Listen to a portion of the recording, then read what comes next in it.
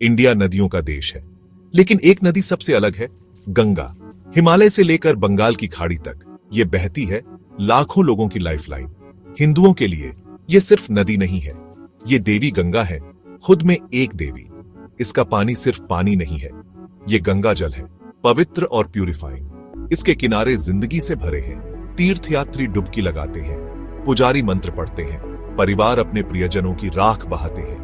गंगा आस्था की जगह है, आशा की जगह है, जहां जीवन और मृत्यु मिलते हैं। ये वो धागा है जो धरती को दिव्य से जोड़ता है। सदियों से कवियों ने इसकी प्रशंसा गाई है, कलाकारों ने इसकी सुंदरता को चित्रित किया है और भक्तों ने इसकी कहानियां साझा की हैं। ये कहानियां पीढ़ी दर पीढ़ी चली आ रही हैं, हमें बताती हैं कि गंगा इतनी पूजनीय क्यों है, इसे देवी क्यों माना जाता है, लोग क्यों मानते हैं कि इसके पानी में पाप धोने की शक्ति है। आइए इस पवित्र नदी से जुड़े मिथकों और किंवदंतियों में उतरते हैं। गंगा के स्वर्ग से उतरने की कहानी हिंदू मिथोलॉजी में एक लोकप्रिय कहानी है। ऐसा कहा जाता है कि गंगा स्वर्ग में एक सेलेस्टियल रिवर के रूप में रहती थी। सूर्य देव के वंशज राजा भागीरथ गंगा को पृथ्वी पर लाने के लिए तरस रहे थे। उनके पूर्वज एक रस्सी द्वारा शापित राख के रूप में फंसे हुए थे। केवल गंगा का पवित्र जल ही उन्हें मुक्ति दिला सकता था। भागीरथ ने हजारों वर्षों तक कठोर तपस्या की, जिससे ब्रह्मा क्रिएटर प्रसन्न हुए।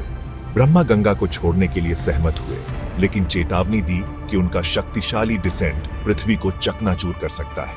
केवल भगवान शिव अपनी इमेंस पावर के साथ उनके गिरने को कुशन कर सकते थे। भागीरथ ने फिर शिव को प्रसन्न किया, जो गंगा को अपने घने जटाओं वाले बालों में ग्रहण करने के लिए सहमत हुए।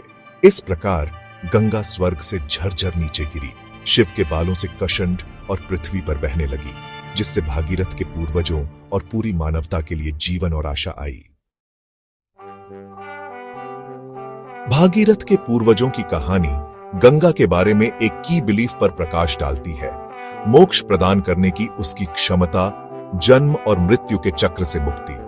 हिंदू मानते हैं कि जीवन पुनर्जन्म का एक कंटिन्यूअस साइकिल है और मोक्ष अल्टीमेट गोल है। शिव के साथ उसके जुड़ाव और भागीरथ के पूर्वजों को मुक्त करने में उसकी भूमिका के कारण गंगा को इस मुक्ति के लिए एक कंड्यूइट के रूप में देखा जाता है। ऐसा माना जाता है कि गंगा में स्नान करने से पाप धुल जाते हैं और उसके तट पर मरने से स्वर्ग में स्थान मिलता है। यह विश्वास गंगा की प्यूरिटी के विचार में निहित है। शहरों और कस्बों से होकर बहने के बावजूद माना जाता है कि उसके पानी में एक यूनिक सेल्फ प्यूरिफाइंग क्वालिटी है। इसका श्रेय उसके डिवाइन ओरिजिन और उसके पानी में बैक्टीरियोफेजेस की उपस्थिति को दिया जाता है, जो कुछ स्टडीज के अनुसार एंटीबैक्टीरियल प्रॉपर्टीज रखते हैं।